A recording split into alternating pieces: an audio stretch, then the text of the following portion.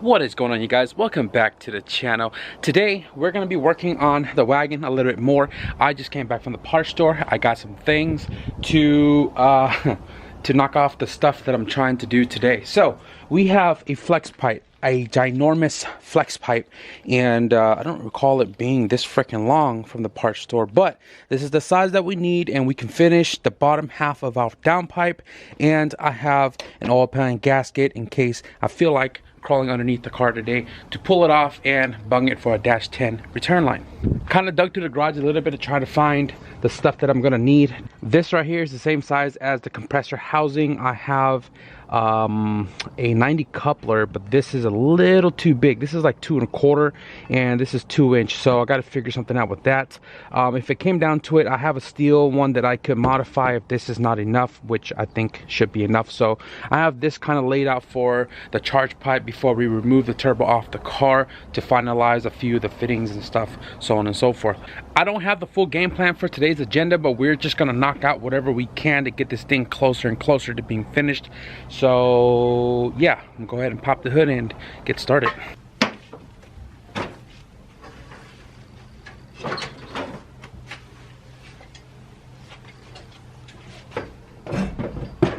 So in the last video, we made the charge pipe for the cold side, the passenger side, and I actually got this welded literally in 45 minutes, same night. So this is the piece. This turbulent, swirly, twisty piece goes from the intercooler up into the radiator support and to the air box right here. The other pipe is already in here. If you guys just barely watching this video and have not seen the other ones, we are keeping the intake arm and stuff on here to give it that much more sleeper look. And under this we have that wasn't supposed to come off. We have the charge pipe system in the intake tube arm box, so we're going to keep it all looking stock from the top,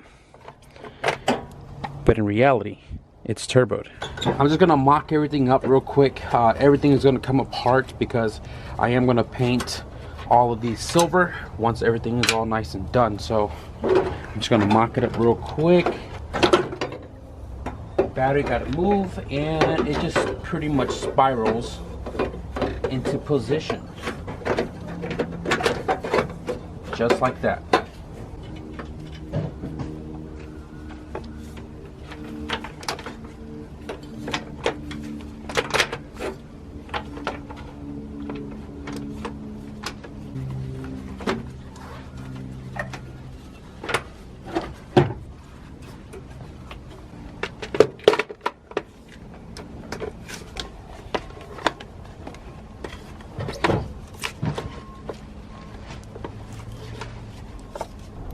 Again, this probably is going to be zip tied. This is going to get zip tied so it doesn't stick out all crazy. This is going to be plugged, but this is not going to go to the valve cover. This right here is going to go to a breather, which I'll set up later. So right now I'm going to be doing the hot side charge pipe. Hot side because it's on the hot side, cold because cold air goes to the intake after intercooler. We have a 2.5 to a 2-inch 90. This is cut. This is an old one that I've had, and it fits perfectly there. And then it goes down here. The Gatorade's kind of in the way right there.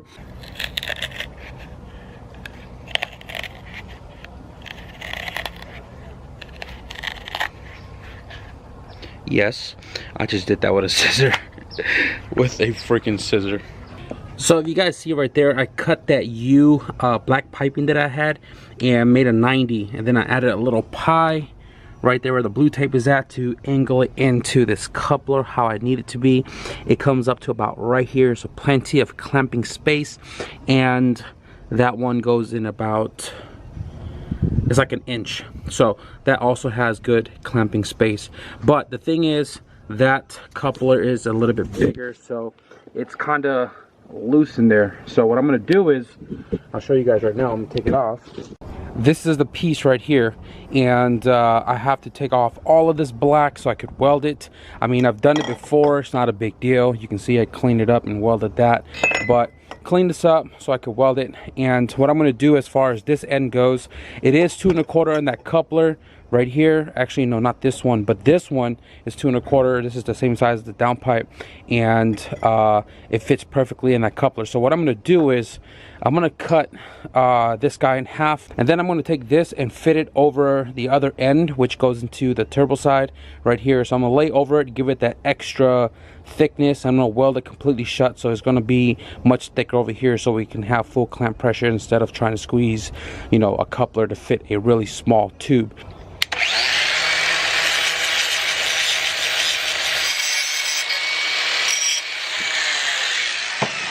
So this is what I came up with right here. I have one of the 2-inch split in half right there, and it is sleeved over the end that goes into the compressor side. I've already test fitted it. It's really snug, so that's awesome. And I got it all grinded down, and I'm going to clean it up a little bit more. I'm going to sand it before I get to welding.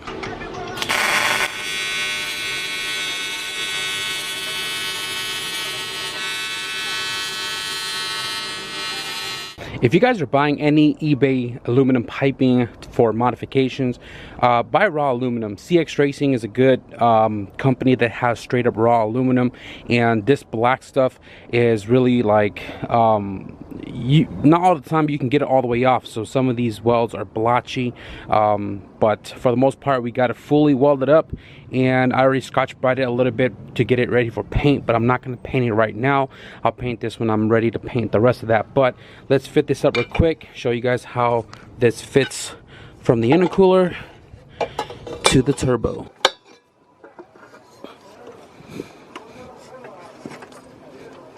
So this bigger section right here fits snug into this coupler. That's gonna be enough right there to clamp, because this guy is about 1 1/4 inches. So we can clamp it there to the intercooler there. Plenty of room for the return line. Man, this flex pipe is super long. Look at that, boy. Way off. Yeah, so this guy is supposed to be right here anyways, but what I need this flex pipe to do is to angle it straight. Right now it's pointed towards the shift linkage, and I need it to point more this way. I'm not worried about where the exhaust is sitting, because one, I have this crazy play, and two, cat's gonna come off and I can angle the test pipe to get to the exhaust how it should. So I think what I'm gonna do right now is I'm gonna cut a slant on this guy to point the flex pipe in the right direction, mark it, take it off, clean this up, take it up, probably put a flange in the back of it as well.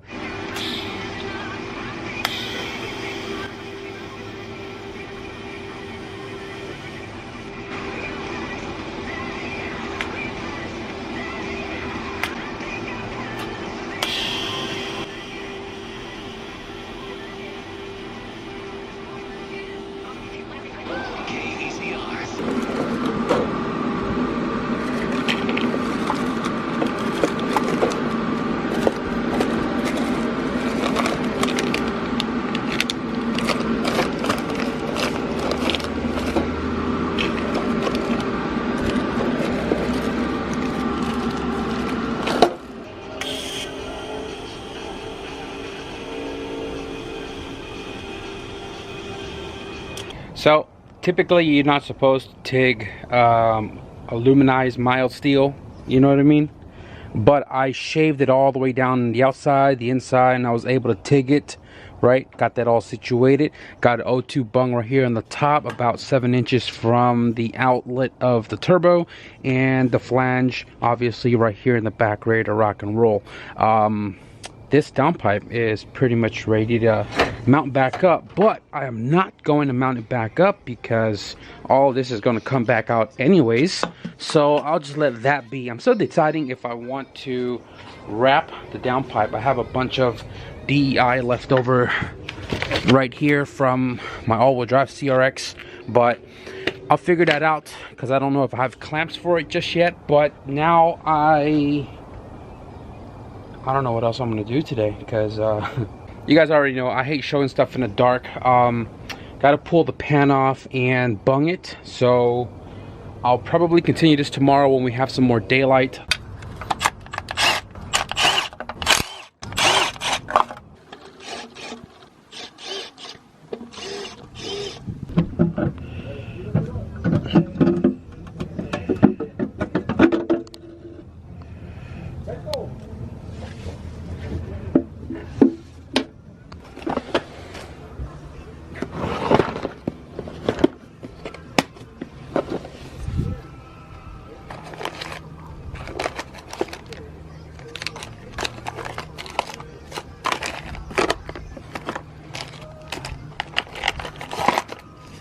Ah, crap. I don't have any more dash 10 bungs in steel.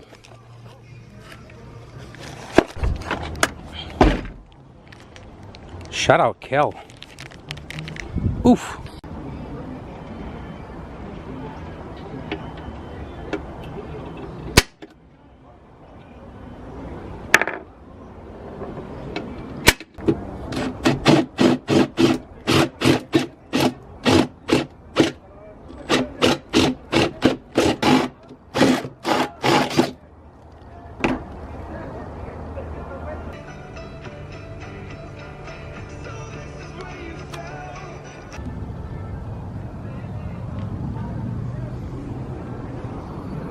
Alright guys, we got the oil pan buttoned up. We got the bung from Kel. Shout out to Kel for always having the stuff that I need that I can pick up locally instead of waiting for shipping. So I got the dash 10 welded on, pan back up. We got the new gasket in place. RTV's in the right spot. We made a lot of progress already, or I think it was a lot of progress.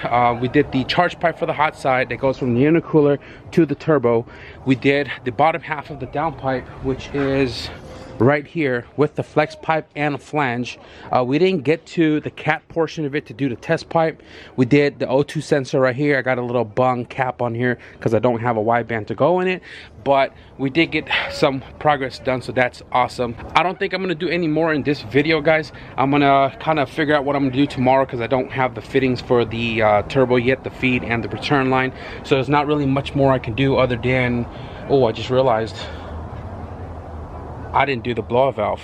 Maybe tomorrow we'll figure out where we're gonna put the blow-off valve, the wastegate, and I was just notified that there's a Wagon in one of the junkyards out here that has all the power steering stuff. This bracket is not the right one for this guy because this is OBD1. The bracketry is different to the mounting point on the power steering, so I gotta figure out the power steering stuff and where it's gonna sit before I make the dump tube for the wastegate, but we can at least put the wastegate on and have that finished and out of the way. A couple of odds and ends we could do, like I said, the test pipe, button up all the clamps, paint everything black. I might even, like I said, I kind of go as the days go, so I might even take the gas cap to the paint shop and get a paint match, and maybe since everything's all taken off on the front of the car already anyways, I'm gonna try to get this whole front radiator support, at least the white portion of it, to be kind of color matched to the brown that's in the engine bay. I don't know. If you guys want to stay tuned for what's to come here next, be sure to hit the subscribe button, and if you guys enjoyed this video a little bit, just a smidge, be sure to hit the like button. I truly appreciate it.